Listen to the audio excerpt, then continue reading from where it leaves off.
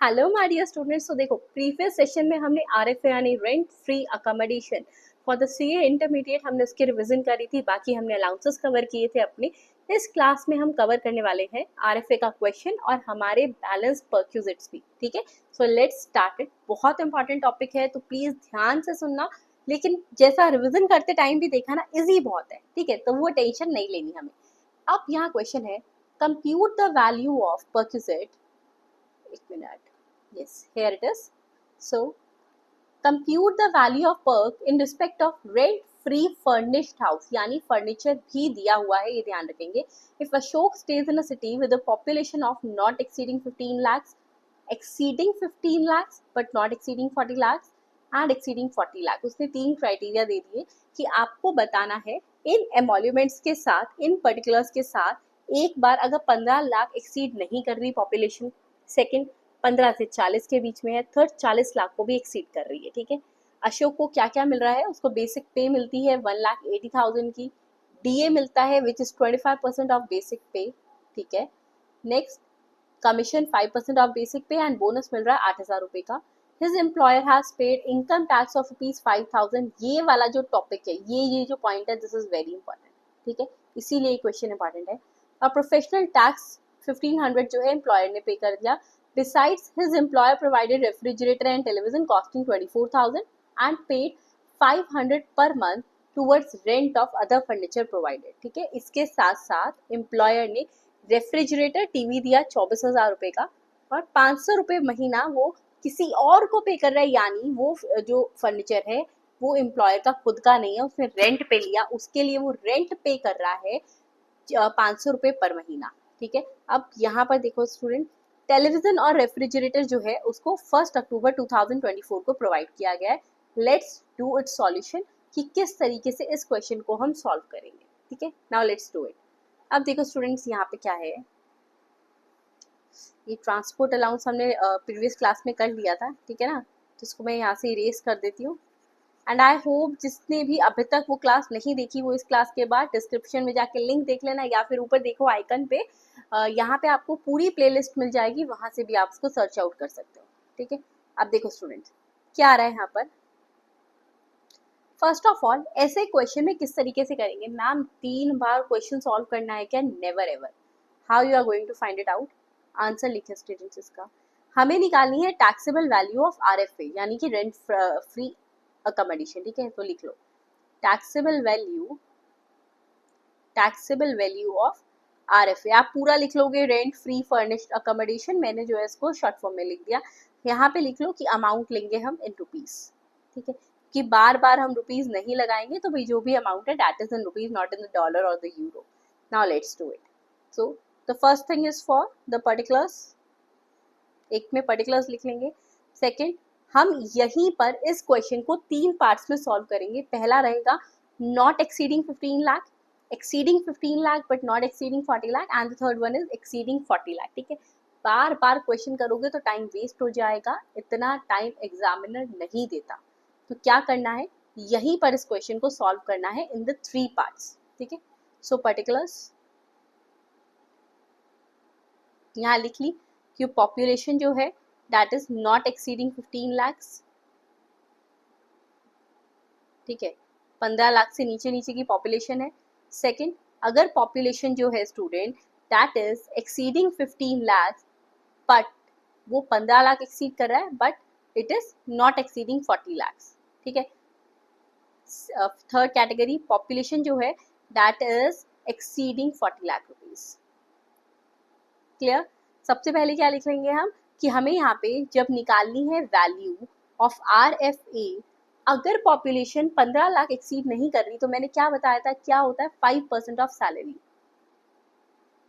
Second मैंने बोला था अगर 15 लाख से ज्यादा है लेकिन अप टू 40 लाख है, तो दैट इज 7.5% ऑफ सैलरी।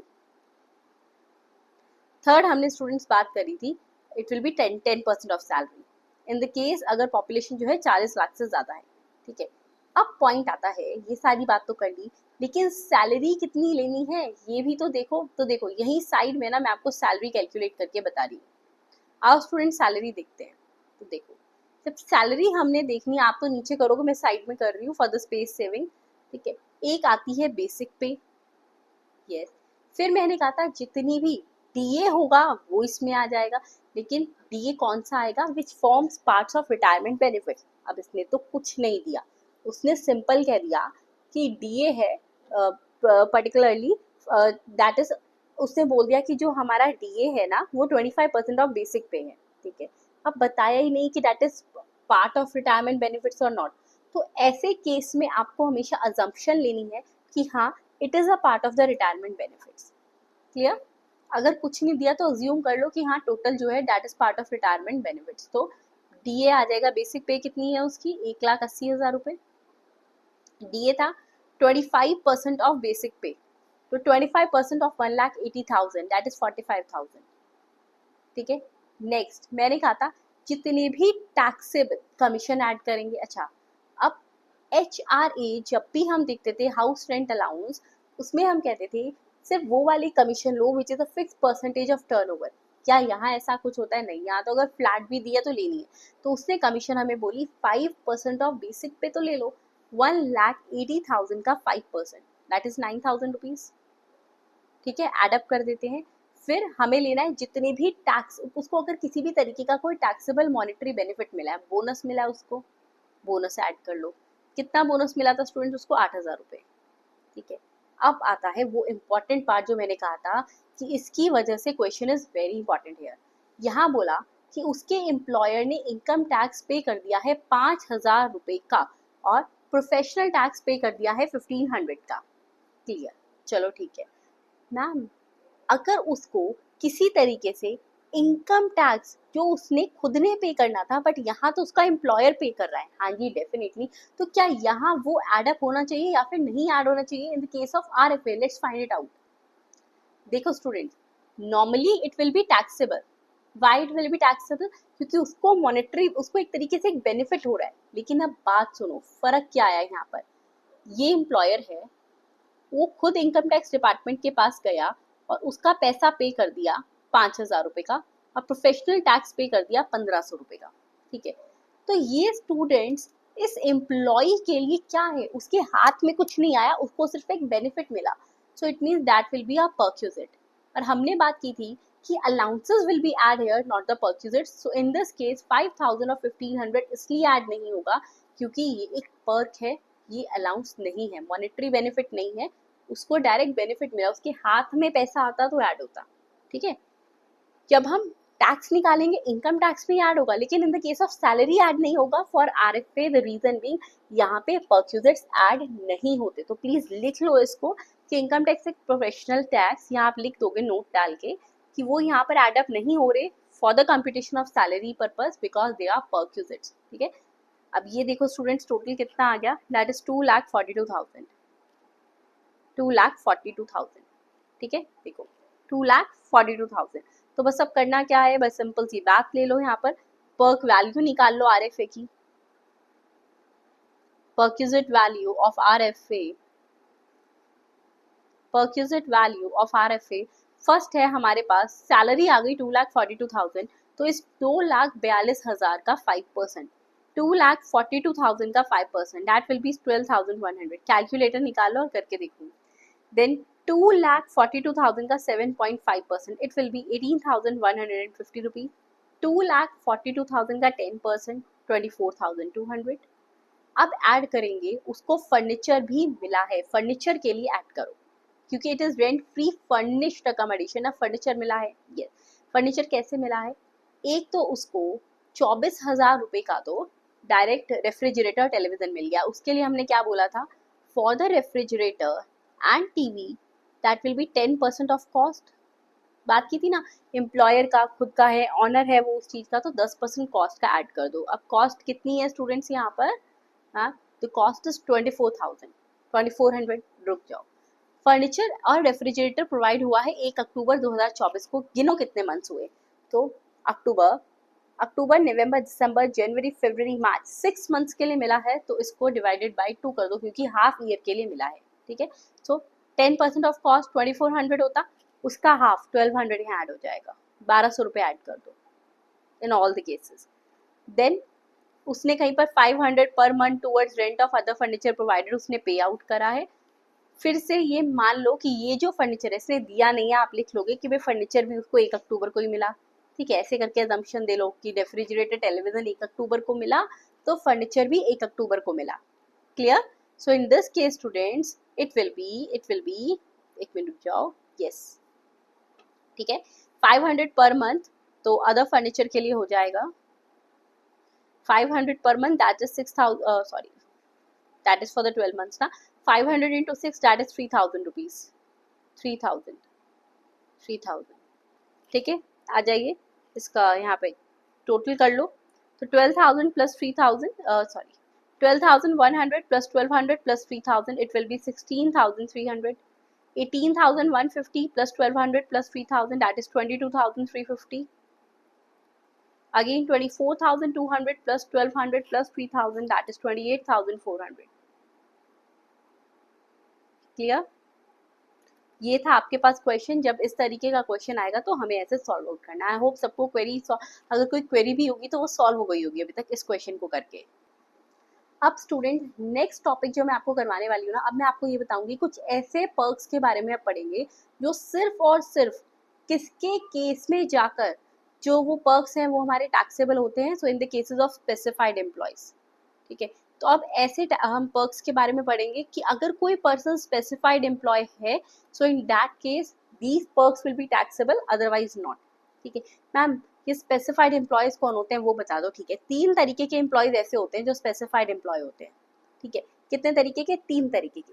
पहला होता है an employee who is a director of the company, an employee who is a director of the company, जो एक कंपनी का डायरेक्टर है। An employee who is a director of the company. Clear है? Next students, ऐसे employee जिसका company में substantial interest है। मैंने क्या बोला? एक ऐसा employee that being a person who has a substantial interest in the company. मैंने लिख लो an employee who has a substantial interest in the company. अब ये सब्सटैंशियल का वर्ड यहाँ पे ये क्या होगा? तो इसका मतलब ये है स्टूडेंट कि उस पर्सन के पास उस कंपनी के 20% या फिर उससे ज्यादा के इक्विटी शेयर्स हो। क्या हो? इक्विटी शेयर्स हो।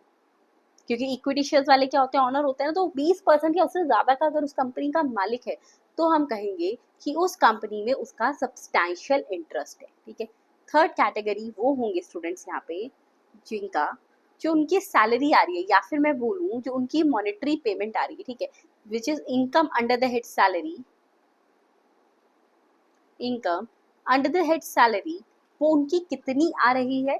If that income under the head salary is more than ₹50,000, if it is exceeding ₹50,000, so in that case हम ये कहेंगे कि अगर किसी पर्सन का पूरे साल में मिलाकर अगर किसी पर्सन को income under the head salary में उसकी 50,000 से ज्यादा की इनकम आ रही है, so that is a specified employee and that is very normal. हर किसी की 50,000 से ज्यादा तो हो ही जाती है। तो सिंपल बात बोलूँ तो आगे वाले क्वेश्चन जो है वो सबके लिए टैक्सेबल होते हैं, लेकिन फिर भी जब ये 50,000 कैलकुलेट करोगे तो कुछ पॉइंट्स ऐसे हैं जिनको आपको वहाँ पे डिडक्ट रखना है, ठीक है, कि 50,000 कैलकुलेट करते टाइम हम उन्हें नहीं देखेंगे पॉइंट्स को, वो कौन से आओ देखते हैं, ठीक है। सो क्या क्या इस 50,000 में से डिडक्शन रखनी है कि किस किस को ऐड नहीं करना। पहली बात तो जितने भी नॉन मॉनेटरी बेनिफिट्स हो रहे हैं यानी कि जितने भी परक्यूजिट्स हैं उनको माइनस रखेंगे। तो ऑल नॉन मॉनेटरी बेनिफिट्स, जो हाथ में पैसा नहीं आया उसको यहाँ पे कंसिडर मत करना, all non monetary benefits. Second students, जितनी भी ऐसे मॉनेटरी पेमेंट्स थे जो टैक्सेबल नहीं है, मतलब which are exempted under section 10, जो इससे पहले मैंने क्लास में आपको पढ़ाया था, वो भी यहाँ ऐड नहीं होंगे। तो यानी सिर्फ टैक्सेबल वाले कैलकुलेट करने हैं। तो लिख लो all monetary payments which are exempted, exempted मतलब वो टैक्सेबल नहीं है ना, तो एग्जाम्ड अंडर सेक्शन 10। अच्छा, और क्या यहाँ पर हमें माइनस रखना है? तो स्टूडेंट्स अभी ना हम पढ़ेंगे कि हमारे पास कुछ सेक्शन 16 में डिडक्शंस आती हैं, ठीक है, कैसी कैसी होती हैं, लाइक द स्टैंडर्ड डिडक्शन होती है हमारे पास, ठीक है, या फिर एंटरटेनमेंट अलाउंस वगैरह होता है, वो सब यहाँ पे माइनस रहेगा। समझ आ गया? तो कौन होते हैं specified employees? I hope this point is now clear to all of you. अब बात आती है ऐसे कौन से पर्क्स मैम आप पढ़ाने वाले हो जो स्पेसिफाइड एम्प्लॉयज की कैटेगरी में तो टैक्सेबल हैं, बाकी सबके लिए टैक्सेबल नहीं है, यानी कि हर किसी के लिए टैक्सेबल तो है, लेकिन एक पॉइंट डाल दिया बल्कि चलो स्पेसिफाइड एम्प्लॉयज के लिए टैक्सेबल है। ऐसा कौन होगा जिसके साल में कोई कंपनी 50,000 भी पे नहीं कर रही, ठीक है, मतलब कंपनी एटलीस्ट नॉर्मल बात करूँ तो 4-4.5 हज़ार तो पे करेगी ना किसी को भी बुलाकर, बट ठीक है, क्वेश्चन जब आएगा तो हमने इस तरीके से उसको देखना है। आइए देख, तो पहला बेनिफिट जो कि सिर्फ और सिर्फ the perk which is taxable in the hand of specified employee only is the car facility, is the car facility, ठीक है। तो ऐसा पहला पर्क जो सिर्फ और सिर्फ स्पेसिफाइड एम्प्लॉयज की कैटेगरी के लिए टैक्सेबल है वो है कार फैसिलिटी। स्टूडेंट्स, ये जितने भी मैं नोट्स आपको करवा रही हूँ ऐप पे भी ये मैंने अपलोड कर दिए हैं ऑलरेडी। ऐप का जो लिंक है वो आप डिस्क्रिप्शन बॉक्स में देख सकते हो, ठीक है। ऐप प्ले स्टोर पे भी अवेलेबल है और आईफोन यूजर्स के लिए भी ऐप अवेलेबल है। आप जाओ एक बार ऐप, ठीक है स्टूडेंट्स, और वहाँ से उसको आप एप्पल स्टोर से आप उसको इंस्टॉल कर सकते हो। माई इंस्टीट्यूट आएगा, माई इंस्टीट्यूट में फिर आपको ORG यानी ऑर्गेनाइजेशन कोड डालना है। सब इन्फॉर्मेशन डिस्क्रिप्शन बॉक्स में है। बस फटाफट से वीडियो को लाइक कर दो, कमेंट कर दो, शेयर कर दो कि मुझे पता भी चल सके कि हाँ आपको क्लासेस अच्छे से समझ आ रही है और हम अच्छे से रिविजन कर रहे हैं, ठीक है, for the September 2025 exam. Now let's do it. अब स्टूडेंट्स देखो स्टूडेंट्स, कार फैसिलिटी के केस में ना फर्स्ट केस जो हमारे पास आता है वो ये आता है। अब इसमें कुछ केसेस बनेंगे। एक केस तो ये हो गया कि जो गाड़ी है ना, अब एक तो उसने कहा था कि गाड़ी जो है एम्प्लॉयर की है, उसने एम्प्लॉय को दे दिया। अब गाड़ी चाहे एम्प्लॉयर ने रेंट पे ले रखी थी चाहे उसकी खुद की थी, ठीक है, उसने एम्प्लॉय को दे दिया, जा तू चला। सेकेंड वो क्या कर सकता है कि सुनो एम्प्लॉय, तुम्हारे पास चिंतामणि गाड़ी है ना, मैं तुमको कह रहा हूँ कि जितना भी खर्चा तुम्हारी गाड़ी पे आता है वो सब मैं पे कर दिया करूंगा, तुम गाड़ी चलाओ, ठीक है। सो दोनों केसेस में डिफरेंस है। क्या डिफरेंस है? पहला केस जो मैं आपको पढ़ा रही हूँ, इन that case car is owned और हायर्ड बाय द एम्प्लॉयर, और सेकंड केस में हम बात करेंगे कि गाड़ी जो है वो एम्प्लॉय की है। एम्प्लॉयर सिर्फ उसको पैसा दे देता है कि चलो जितना पेट्रोल है मैं डलवा देता हूँ, फुल टंकी करवा रहा हूँ, ठीक है। तो केस वन की बात कर रहे हैं यहाँ पे student. Case one is about when motor car, ठीक है, या लिख लो इफ मोटर कार, जो गाड़ी है वो किसकी है, इफ मोटर कार इज, चाहे ओन्ड हो चाहे उसने हायर बेसिस पे लिया, हमें क्या मतलब है उस बात से, ओन्ड और हायर्ड बाय एम्प्लॉयर। अगर वो एम्प्लॉयर की है तो क्या होगा, ठीक है। अब देखो स्टूडेंट, एम्प्लॉयर ने तो भाई गाड़ी दे दी, लेकिन यहाँ आ गए दो केसेस। क्या? इन द फर्स्ट केस जो वो एम्प्लॉय है ना, उसने ये बोल दिया कि देखो, तो देखो स्टूडेंट्स यहाँ पे भी अलग अलग दो केसेस, क्या दो सिनारियोज आ गए। पहले केस में तो एम्प्लॉयर कह रहे देखो गाड़ी भी मेरी, और जिस जो इस गाड़ी पे खर्चा आता है ना, यानी तुम उसको घुमा रहे हो, उस पर मेंटेनेंस एक्सपेंडिचर, रनिंग एक्सपेंडिचर आ रहा है, पेट्रोल डल रहा है, जो भी है वो भी सब मैं दूंगा। सेकेंड सिनारियो, एम्प्लॉय कहता है देखो सर गाड़ी आप दे दो, बाकी का जो ऊपर का खर्चा है वो मैं खुद कर लूंगा, ठीक है। तो पहला सिनारियो यहाँ पे लिखो, when maintenance and running expenses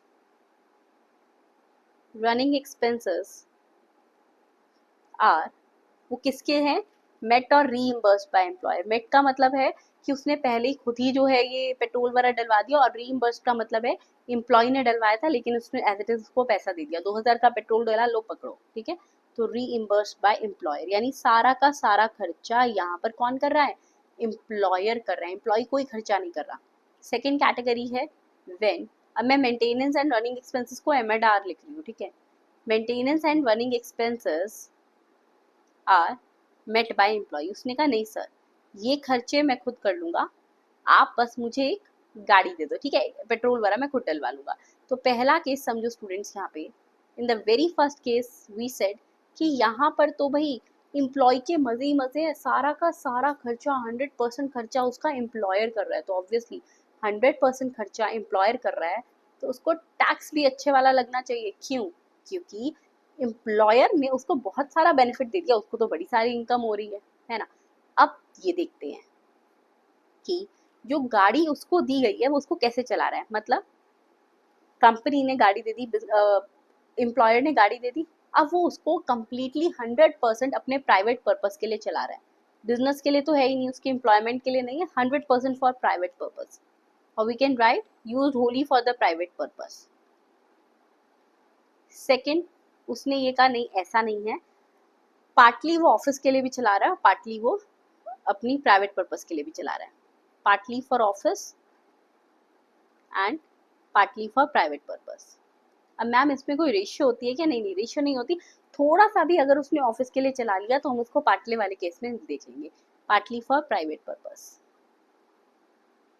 ठीक है, देखो। अच्छा, फिर एक बात और आ गई यहाँ पर, क्या अब एक कैटेगरी और भी तो है कि 100% फॉर वो जो है ऑफिस पर्पस चला रहा है, अपने लिए तो चला ही नहीं रहा, फिर क्या होगा? तो देखो, पहली बात तो क्लियर हो गई, अगर पर्सन एम्प्लॉय 100% ऑफिस पर्पस के लिए गाड़ी यूज कर रहा है तो उसका क्या बेनिफिट है? कुछ नहीं ना।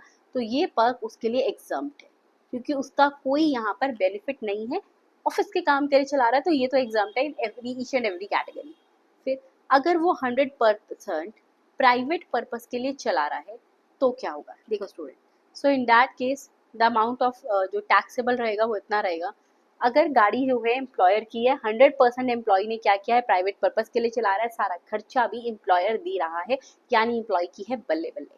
तो इन दैट केस स्टूडेंट्स लिख लो, अमाउंट जितना भी एम्प्लॉयर ने खर्चा करा है, या फिर running and maintenance expenses employee ने करे थे, उसने उसको रीइंबर्स कर दिया, तो अमाउंट इंकर्ड और रीइंबर्स्ड बाय एम्प्लॉयर। बस इतना ही, नहीं नहीं, गाड़ी भी तो है उसकी, तो और ज्यादा उसको टैक्स यहाँ लगेगा। प्लस अगर उसने कोई उसके लिए शॉफर रखा था, ड्राइवर रखा था, उसकी सैलरी, शॉफर की सैलरी जितनी भी पे आउट करी है, प्लस अब गाड़ी भी तो उसकी है, तो नॉर्मल वियर एंड टीयर, कि हम ये मानते हैं भाई गाड़ी चली है तो कुछ तो उस पर खर्चा हुआ ही होगा, तो that is eight the rate of 10% per annum of actual cost of car. अब हो सकता है आपको एग्जामिनर WDV भी दे दे, रिटर्न डाउन वैल्यू, तो वो नहीं लेनी, एक्चुअल कॉस्ट ऑफ कार का क्या लेना है हमें? 10%। तो पहला तो अमाउंट जितना एम्प्लॉयर ने खर्चा करा, सेकंड शॉफर की salary, third normal wear and tear at the rate of 10% of actual cost of car. ठीक है, अब अगर मान लो मैम आपने कहा नॉर्मल वियर एंड टीयर है 10% of actual cost of car, ठीक है, अगर मान लो एम्प्लॉयर ने गाड़ी हायर बेसिस पे ली थी तो, और अगर ऐसा है तो जितना भी हायर चार्जेस उसने पे आउट करा है वो, और हायर चार्जेस। क्लियर? अपनी गाड़ी थी तो 10% कॉस्ट का ले लिया, जैसे फर्नीचर के केस में ले रहे थे हम और RFA में, और अगर अपनी गाड़ी नहीं है, हायर बेसिस पे लिए, तो जितना भी हायर चार्जेस पे आउट करा इसमें से लेस कर देंगे। अगर कोई भी अमाउंट एम्प्लॉय से रिकवर किया गया है, amount recovered from employee, amount recovered from employee, is it clear to all of you? ठीक है, नेक्स्ट यहाँ पर स्टूडेंट जो हमने सेकंड कैटेगरी की बात करी थी वो ये था कि अगर जो है वो पार्टली ऑफिस के लिए और पार्टली पर्सनल पर्पस के लिए चला रहा है तो क्या होगा? तो देखो इस केस में क्या होगा। ठीक है, मैं ये सब ना अब आगे का ग्रीन मार्कर से कर रही हूँ टू डिफरेंशिएटेड। अगर उसने पार्टली ऑफिस पर्पस और पार्टली प्राइवेट पर्पस के लिए चलाई है, so you have to check कि उस गाड़ी की इंजन कैपेसिटी कितनी है। ठीक है, वो क्वेश्चन में लिखी होगी। अगर उसकी जो क्यूबिक कैपेसिटी है, क्यूबिक कैपेसिटी का मतलब होता है इंजन कैपेसिटी, अगर cubic capacity does not exceed 1.6 litres, अगर वो 1.6 लीटर्स को एक्सीड नहीं कर रही, सो इन दैट केस तो सिंपल सा है, कितने पे टैक्स लगेगा? 1800 रुपये महीने पे। अगर इंजन की क्यूबिक कैपेसिटी जो है वो एक्सीड कर रही है 1.6 लीटर को, अप टू 1.6 लीटर था तो 1800 रुपये महीना हो गया। अगर वो एक्सीड कर रही है तो इन दैट केस स्टूडेंट्स यहाँ आ जाएगा 2400 रुपीज पर मंथ। ठीक है, चलो ये तो बात होगी पार्टली ऑफिस पार्टली प्राइवेट, और कुछ नहीं देखना। लेकिन जो शॉफर की सैलरी दी थी, इन दिस केस अगर शॉफर की सैलरी दी है, क्योंकि पार्टली ऑफिस पार्टली प्राइवेट है तो ज्यादा टैक्स मत लगाओ, उसने आपके ऑफिस के लिए भी चलाया, तो if chauffeur salary provided, if chauffeur salary provided उसने दी है उसको, तो इन that case students it will B 900 per month.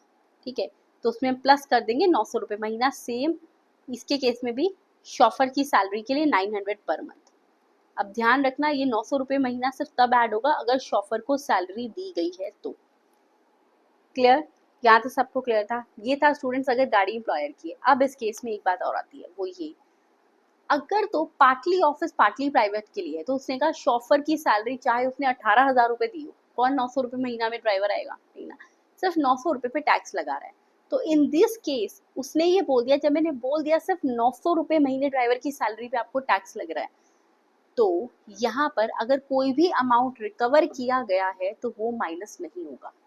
समझ आ गया? मान लो उसने ये कहा कि 10,000 रुपये महीना पे करता था वो ड्राइवर को, 900 रुपये पे टैक्स लग गया, कंपनी ने उससे 200 रुपये ले लिए थे, भाई 200 रुपये तो तुम ही दे दो, तो 900 माइनस 200 नहीं होगा, टोटल 900 पे उसको टैक्स लगेगा। क्लियर? तो लिख लो student, in these cases no deduction shall be allowed to the employer for the amount recovered from him. Clear है? और सेम फॉर दिस केस, अगर उसने मान लो कुछ भी उससे रिकवर किया है तो 1800 और 2400 पे तो टैक्स लगेगा, इसमें कोई भी उसका ये नहीं होगा कि उसको कोई अमाउंट का माइनस मिलेगा नहीं, अगर पार्टली ऑफिस पार्टली प्राइवेट है, क्योंकि ऑलरेडी एक बहुत ही लीस्ट अमाउंट उसको दे दिया। सेकेंड स्टूडेंट्स, यहाँ पे केस 2 आता है, और केस 2 हमारे पास है कि मान लो मेंटेनेंस और रनिंग एक्सपेंसेस जो हैं, मतलब देखो scenario 1, it's not the case 2 actually, it's the scenario 2। ठीक है, देखो स्टूडेंट, यहाँ पे इस सिनेरियो में हमने बात करी थी कि अगर मेंटेनेंस और रनिंग एक्सपेंसेस जो है वो एम्प्लॉयर पे आउट कर रहा है तो क्या होगा। अब मैं बात कर रही हूँ अगर मेंटेनेंस और रनिंग एक्सपेंसेस जो है वो एम्प्लॉय पे कर रहा है तो क्या होगा, आइए देखते हैं। देखो स्टूडेंट्स, अब हम बात करते हैं हमारे सिनेरियो नंबर 2 की। मैंने आपको बोला इन the case of scenario number 2 वो क्या कह रहा है कि जिस टाइम पर जो मेंटेनेंस और रनिंग एक्सपेंसेस हैं, अगर वो एम्प्लॉय कह रहा है कि ठीक है जो मेंटेनेंस और रनिंग एक्सपेंसेस होंगे ना बॉस वो मैं खुद से पे आउट कर दूंगा, आपको पे करने की ज़रूरत नहीं है। So in that case when maintenance and running expenses, short form लिख दिया M&R करके, maintenance and running expense met by employee. अब ध्यान रखना दोस्तों कि यहाँ पर एम्प्लॉयर पे आउट कर रहा है या एम्प्लॉय पे कर रहा है, इस सब पे पूरा क्वेश्चन डिपेंड करता है। ठीक है, सो इन दैट केस क्या होगा, वहीं से दो बातें आ गई कि पहले तो ये देख लो कि जो उसकी गाड़ी है वो किस लिए यूज़ हो रही है, मोटर कार किस पर्पस से यूज़ हो रही है, wholly for the private purpose और partly for official and partly for private purpose. Ma'am अगर केस ये हुआ किसी भी बात में that the car is use for complete official purpose, अब एक बात बताओ, आपको एक गाड़ी मिली कंपनी की तरफ से, आप उसको सिर्फ कंपनी के काम के लिए यूज़ कर रहे हो, तो क्या उसमें भी आपकी इनकम है? नहीं, जब इनकम ही नहीं है तो वो एग्जाम्प्ट रहेगी, उस पर हमें टैक्स नहीं देना। ठीक है, लिखो यहाँ पर होली फॉर प्राइवेट, मैं ये लाइन आपको अलग से लिखवा दूंगी, अभी इतना लिख लो, होली फॉर प्राइवेट, ठीक है, एंड पार्टली फॉर प्राइवेट, दो केस बनेंगे इसमें भी कि partly for private purpose and partly for official purpose. ठीक है, कि वो आधा मतलब अब ये नहीं है कि इसमें कोई रेशियो होती है, इसमें कोई रेशियो नहीं होती, जस्ट डिपेंड कि हाँ भाई वो ये कह रहा है कि ठीक है वो अपने काम के लिए भी यूज़ करता है और ऑफिस के काम के लिए भी। So partly for private purpose and partly for office purpose, partly for office purpose. Clear? चलो अब बात है, अगर तो उसने उस गाड़ी को यूज़ किया कंप्लीट प्राइवेट पर्पस के लिए तो यहाँ पर टैक्स कितने अमाउंट पे लगेगा, तो यहाँ पर हम मानेंगे कि इसका ना normal wear and tear expenditure हुआ। क्यों? अरे सिर्फ गाड़ी ही तो दी थी, बाकी का जितना भी मेंटेनेंस और रनिंग एक्सपेंस है वो तो खुद से एम्प्लॉय ने बियर किया है, तो एम्प्लॉय को जो फ़ायदा हुआ ना वो हाँ ठीक है उसके पास गाड़ी आई थी उसका ही हुआ है, तो नॉर्मल वियर एंड टीयर मानेंगे। अब नॉर्मल वियर एंड टीयर कितना होता है गाड़ी के केस में?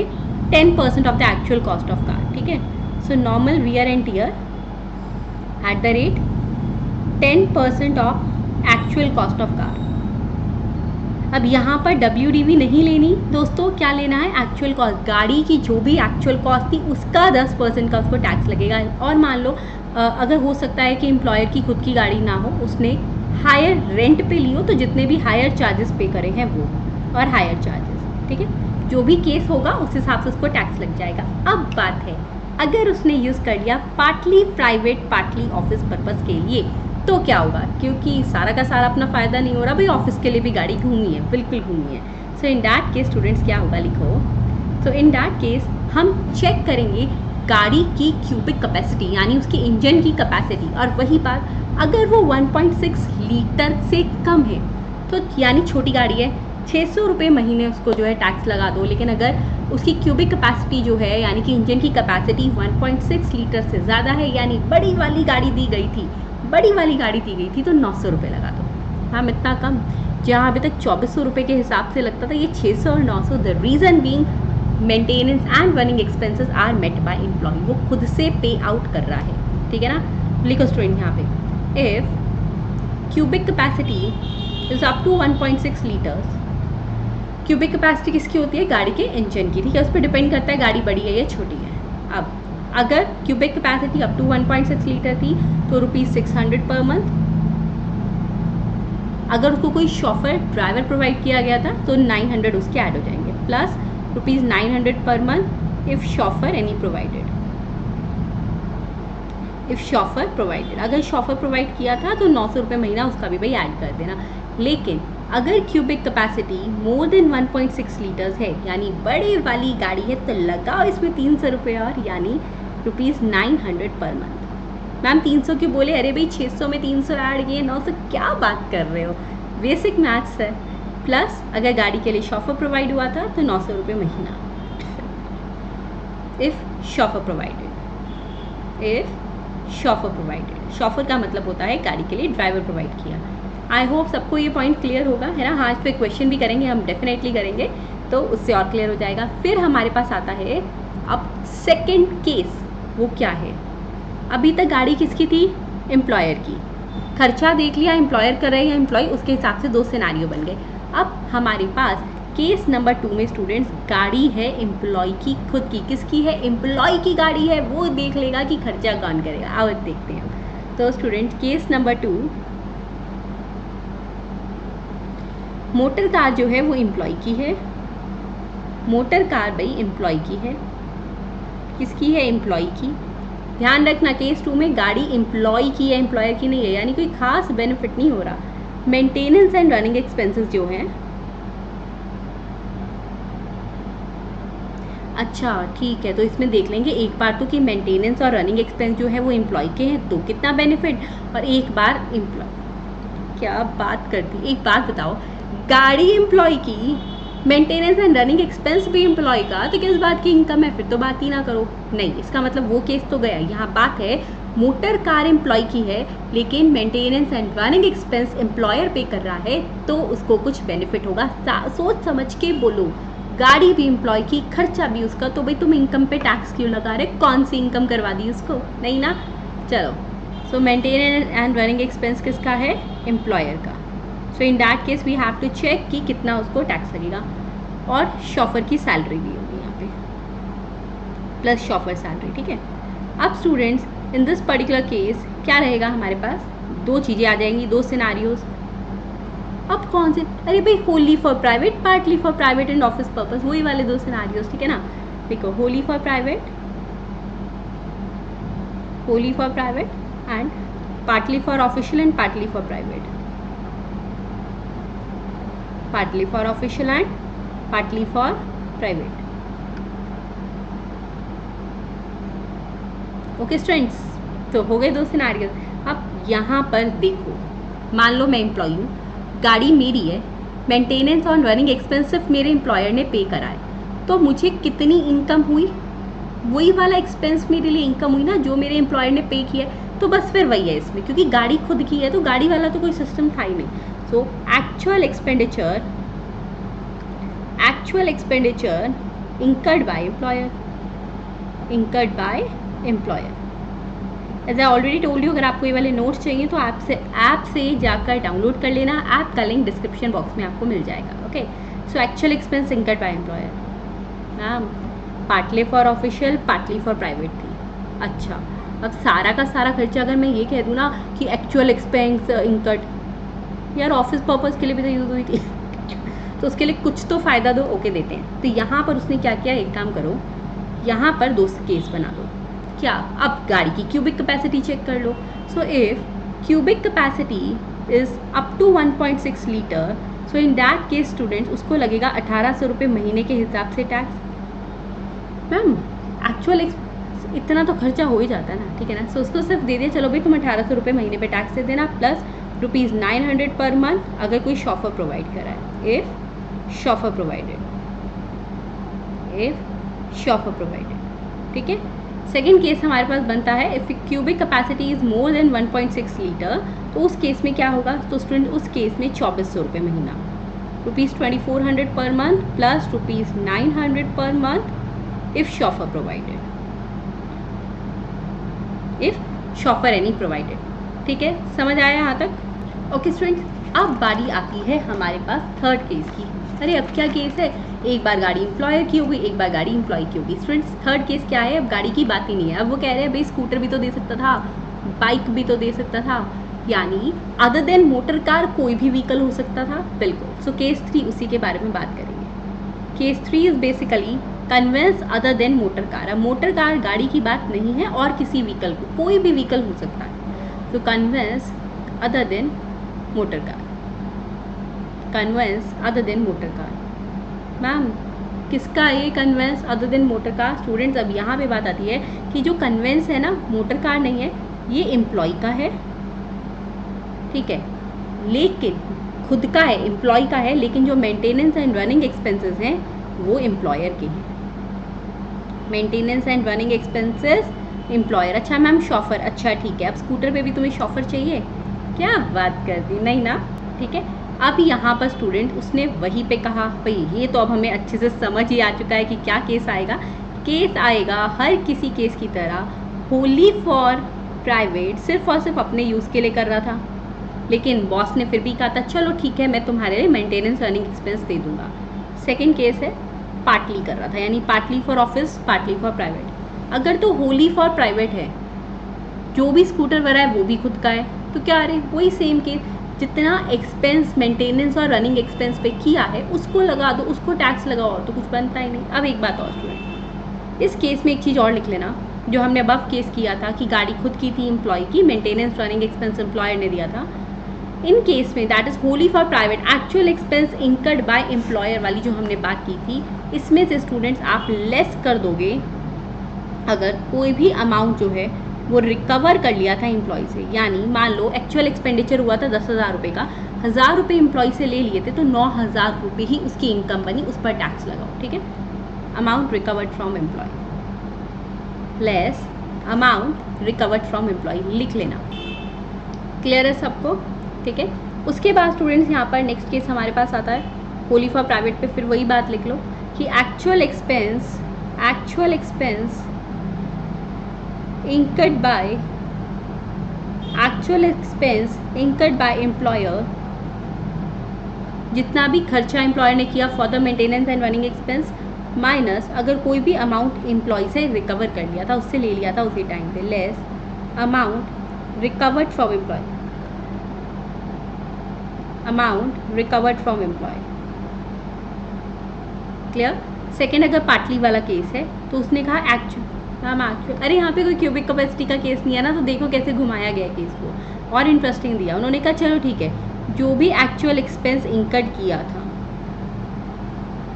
अब बात आई एक्चुअल एक्सपेंस क्यों मान रहे हो, ऑफिस के लिए भी तो यूज़ किया था भाई, किया था, उसके लिए भी वो डिडक्शन देगा। पहले सुन लो, actual expense incurred by employer less, क्योंकि ऑफिस के लिए भी यूज़ हुआ है कहीं ना कहीं, तो कुछ तो माइनस दो, सारा का सारा खर्चा हमारे पर्सनल के लिए थोड़ा ना यूज़ हुआ था जो इनकम लगा दी, तो उसमें से ₹900 पर मंथ लेस कर दो।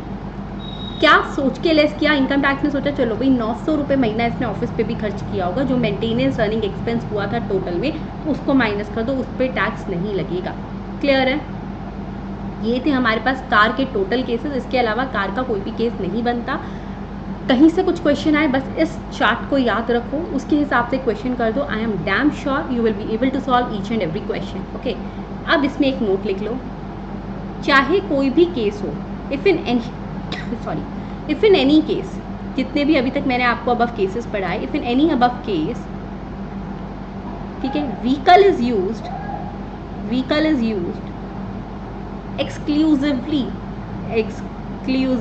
एक्सक्लूसिवली का मतलब होता है सिर्फ और सिर्फ फॉर ऑफिस देन एग्जाम। क्योंकि देखो ना, कोई भी केस हो, अगर वो व्हीकल सिर्फ ऑफिस के लिए यूज़ हुआ है तो उसका कुछ पर्सनल बेनिफिट हुआ ही नहीं ना, तो उसको एग्जाम्पशन दो, ठीक है ना।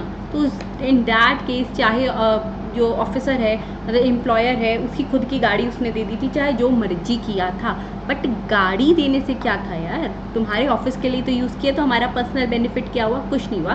सो in that case it will be exempted, ठीक है। इसके बाद स्टूडेंट्स आज हम करेंगे क्या ना, अब इस लेक्चर को मैं यहीं पे एंड कर रही हूँ, जिससे कि आप अच्छे से रिवाइज भी कर सको। But what you have to do is कि आपको यहाँ पर ये कार वाला केस अच्छे से रिवाइज करना है। नेक्स्ट क्लास में मैं आपको एक क्वेश्चन करवाऊंगी फॉर द कार पर्क, बाकी भी हमारे स्पेसिफाइड एम्प्लॉयज़ के लिए क्या क्या टैक्सेबल है या और क्या केसेस है वो भी हम बात करेंगे, ठीक है। सो अभी किसी को डाउट है अगर यहाँ तक, so you can ask your doubts, आप अपने डाउट्स कैसे कैसे ले सकते हो, ठीक है। आप students you have the following options. First of all description में मेरे व्हाट्सएप ग्रुप का लिंक दिया हुआ है, आप उसको ज्वाइन कर सकते हो। सेकेंड, आप मेल कर सकते हो, ठीक है, ईमेल आईडी आपको मिल जाएगी। थर्ड स्टूडेंट, आप ऐप इंस्टॉल कर सकते हो, चाहे आप एंड्रॉयड यूज़र हो चाहे आप आईफोन यूज़र हो, एप्पल यूज़र हो, ठीक है, दोनों के लिए ऑप्शंस अवेलेबल हैं। तो जैसे आपको कंफर्टेबल लगे you can ask your doubts for sure. अब मिलते हैं हमारी नेक्स्ट क्लास में और प्लीज़ मुझे कमेंट करके बता दो आपको क्लास कैसी लगी। Thank you and have a nice day. And yes this class is actually useful. This class is actually useful for both attempt students. It means जो भी बच्चे अपना अटेम्प्ट देने वाले हैं सितंबर 25 में या फिर जनवरी 26 में, ठीक है, उन दोनों के लिए क्लासेस है। Okay, thank you, have a nice day, या meet you in the next session.